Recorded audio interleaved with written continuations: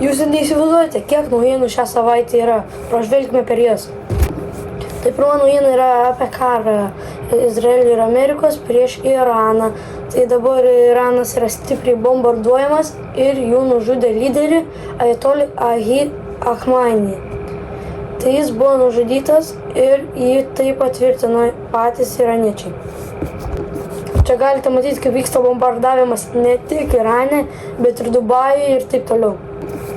Donaldas Trumpas taip pat pareiškė, kad čia nėra dėl tik atominių branduolinių ginklų, bet ir dėl to, kad jis nori naujos valdžios Irane.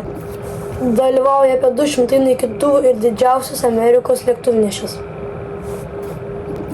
Trumpas irgi paminėjo, kad Iranas jau turi raketas, kurie gali siekti Europą ir greit Ameriką, ir jis bando tai paniokoti.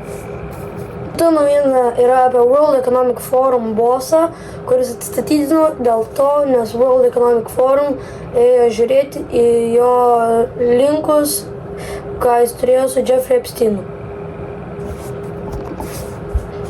Kita naujiena yra apie dar vieną karą, tai yra su Afganistanu su Pakistanu. Reikia būtinai prisiminti, kad Pakistanas turi atominių ginklų, tai nėra labai gerai.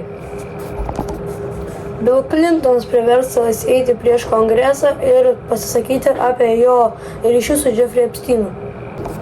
Taip pat apie poligoną naują Lietuvoje, tai Baltarusija pasisakė prieš jį ir sakė labai blogai. Bet aš galvoju, kad tai yra nesąmonė, nes kodėl Baltarusija su Rusija gali daryti operacijas karyvinės ant pat sienų su Lietuva. Kita naujiena apie Lietuvos kelius, tai tirpsta sniegas ir atsiranda daug naujų duobių.